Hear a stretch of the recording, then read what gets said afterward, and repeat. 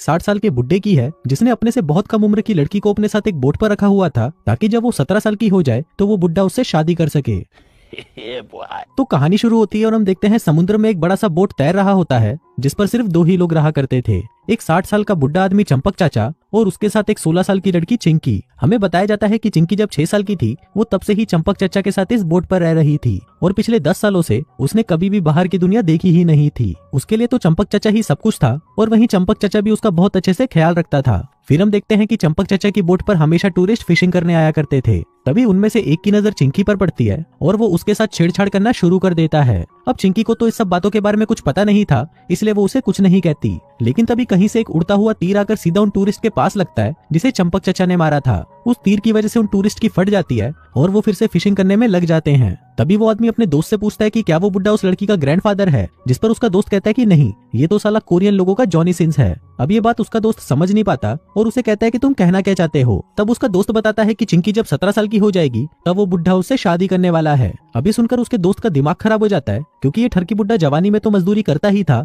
लेकिन अब बुढ़ापे में भी उसका औजार बैठने का नाम ही नहीं ले रहा। फिर हम देखते हैं कि चंपक चाचा फिशिंग के साथ साथ भविष्यवाणी भी करता था, इसलिए वो टूरिस्ट उससे पूछते हैं कि क्या आप मेरा भविष्य बता सकते हो। दरअसल मेरी पत्नी का चक्कर मेरे एक चूतिए दोस्त के साथ चल रहा है, इसलिए मैं जानना चाहता हूँ कि उस कलमुही के पेट में जो बच्चा है वो मेरा है या मेरे दोस्त का। फिर चंपक चाचा उसका भविष्य बताने लगता है लेकिन उसका भविष्य बताने का तरीका कुछ अजीब ही था। वो एक छोटी सी बोट पर तीर कमान लेकर खड़ा हो जाता है। सामने बड़ी बोट पर एक बुद्धा की पेंटिंग बनी हुई थी और उसके ठीक सामने एक झूला लटका हुआ था जिस पर चिंकी जाकर झूलने लगती है। इसी दौरान चंपक चाचा लगातार 3 तीर चलाता है जो कि सीधा बुद्धा की पेंटिंग में जाकर लगता है। वहीं वो टूरिस्ट भी ये सब देख रहा होता है और ये देखकर उसकी फट जाती है क्योंकि अगर उस बुड्ढे का निशाना जरा सा भी चूक जाता तो वो तीर सीधा जाकर चिंकी को चीर कर निकल जाता, लेकिन चिंकी को चंपक चाचा पर पूरा भरोसा था। इसके बाद चिंकी चंपक चाचा के कान में कुछ कहती है और चंपक चाचा वही बात उस टूरिस्ट के कान में जाकर बोल देता है। अभी सुनकर वो टूरिस्ट निराश हो जाता है क्योंकि उसे चंपक चाचा ने यह बताया था कि उसकी पत्नी के पेट में बच्चा उसके दोस्त का ही है। फिर अगले सीन में हम चंपक चाचा को देखते हैं जो कि हर रोज गुजरते हुए दिनों के साथ कैलेंडर में अपने शादी के दिन गिनने लगता है। वो काफी खुश था क्योंकि अगले महीने की 12 तारीख को चिंकी 17 साल की होने वाली थी और उसके बाद वो उससे शादी करके उसके खेत में मजदूरी करने वाला था। इसके लिए वो अपनी छोटी नाव में सवार होकर बाजार से शादी के कपड़े भी खरीद कर ले आया था,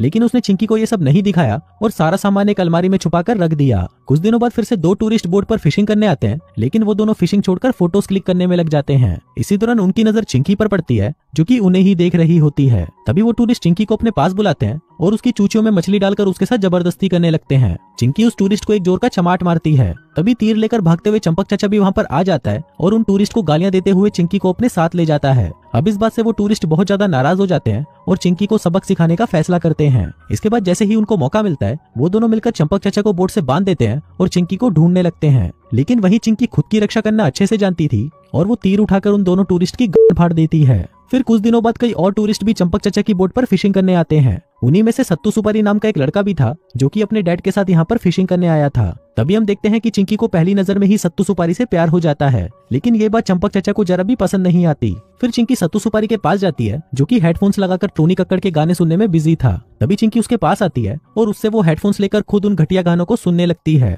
इसी दौरान सत्तू सुपारी उससे उसके बारे में पूछने लगता है, लेकिन चिंकी को कुछ भी सुनाई नहीं दे रहा था। तभी उन दोनों को साथ में देखकर चंपक चाचा वहाँ पर आता है और चिंकी को अपने साथ ले जाता है। फिर उसी रात बोट पर टहलते हुए सत्तू सुपारी की नजर चिंकी पर पड़ती है जिसे चंपक चाचा अपने हाथों से नहला रहा था। तभी चिंकी भी सत्तू सुपारी को देख लेती है और मुस्कुराने लगती है। फिर अगली सुबह फिशिंग के दौरान सत्तू सुपारी अपने बाप से चिंकी के बारे में पूछता है। तब उसका बाप उसे बताता है कि चिंकी जब 6 साल की थी तब चंपक चाचा उसे अपने साथ इस बोट पर ले आया था और अब उसके 17 साल के होने पर वो उससे शादी भी करने वाला है। अब चिंकी के बारे में ये जानकर सत्तू सुपारी को बहुत बुरा लगता है। इसके बाद उसका बाप चंपक चाचा को उसका भविष्य बताने को कहता है। फिर चंपक चाचा भी पहले की तरह बुद्धा की पेंटिंग पर तीर चलाकर सत्तू सुपारी के बाप को उसका भविष्य बता देता है, लेकिन जिस तरह से चंपक चाचा चिंकी का इस्तेमाल कर रहा था उसे देखकर सत्तू सुपारी को उस पर बहुत गुस्सा आता है, लेकिन वो बेचारा भी कुछ कर नहीं सकता था। फिर वहां से जाते हुए सत्तू सुपारी चिंकी को अपना वॉकमैन और हेडफोन देकर जाता है। फिर हम देखते हैं कि सत्तू सुपारी से मिलने के बाद चिंकी अब बदल चुकी थी। अब वो चंपक चाचा के लौटने पर पहले की तरह एक्साइटेड नहीं रहती थी, बल्कि वो तो पूरे दिन हेडफोन में सिर्फ टोनी कक्कड़ के गाने सुनती रहती थी।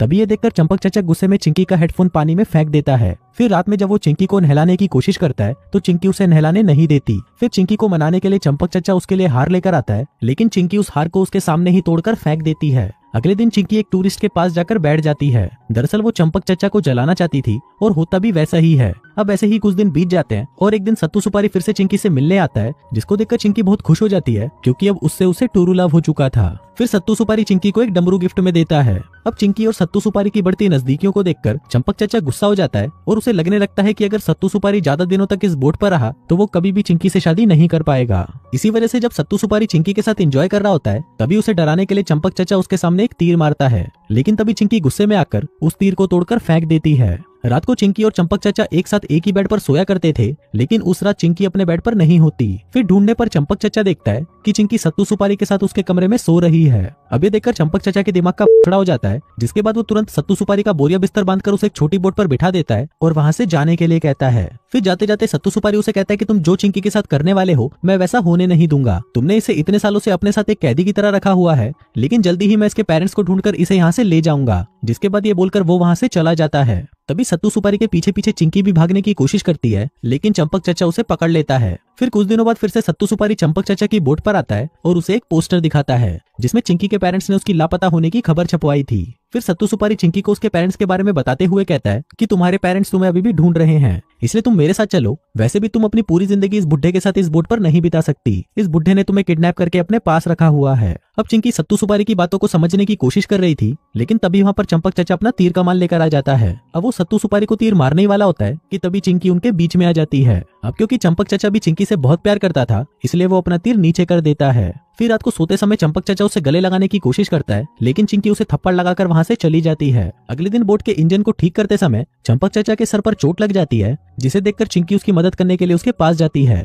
लेकिन चंपक चाचा उसे मदद करने से रोक देता है, जिसके बाद वो उसे 3-4 थप्पड़ मार देता है। अब चिंकी को रोता हुआ देख सत्तू सुपारी तुरंत उसके पास आता है और उसे चंपक चाचा से दूर कर देता है। इसके बाद वो चंपक चाचा को उसका फ्यूचर बताने को कहता है, ताकि उसे भी पता चल जाए कि चिंकी की शादी उसके साथ होगी या चंपक चाचा के साथ। चंपक चाचा इस बात से राजी हो जाता है और हमेशा की तरह झूलती हुई चिंकी के बीचों बीच एक तीर चलाता है, लेकिन इस बार आखिरी तीर चलाते हुए चंपक चाचा के हाथ कांप रहे थे, जिसको देखकर सत्तू सुपारी को लगता है कि गुस्से में होने की वजह से चंपक चाचा कहीं चिंकी को ही तीर ना मार दे, इसलिए वो जानबूझकर झूले की रस्सी को खींच देता है, जिससे चिंकी पानी में गिर जाती है। फिर थोड़ी देर बाद चिंकी चंपक चाचा के कान में कुछ कहती है, जिसको सुनकर चंपक चाचा अपने कमरे में जाता है और अपनी शादी के सारे कपड़े और सामान निकालकर बाहर फेंक देता है। अगले दिन चिंकी सत्तू सुपारी के साथ एक बोट पर जा रही थी, लेकिन वो बोट आगे नहीं बढ़ पा रही थी। तभी चिंकी की नजर बोट से बंधी एक रस्सी पर पड़ती है, जिसके आखिरी हिस्से को चंपक चाचा ने अपने गले में डाला हुआ था। चंपक चाचा खुदकुशी करना चाहता था, क्योंकि चिंकी के अलावा उसका इस दुनिया में और कोई नहीं था, और वहीं चिंकी भी उसे अकेला छोड़कर वहां से जा रही थी। तभी चिंकी को भी ये बात समझ आ जाती है, जिसके बाद वो दोनों एक दूसरे को हक करके रोने लगते हैं।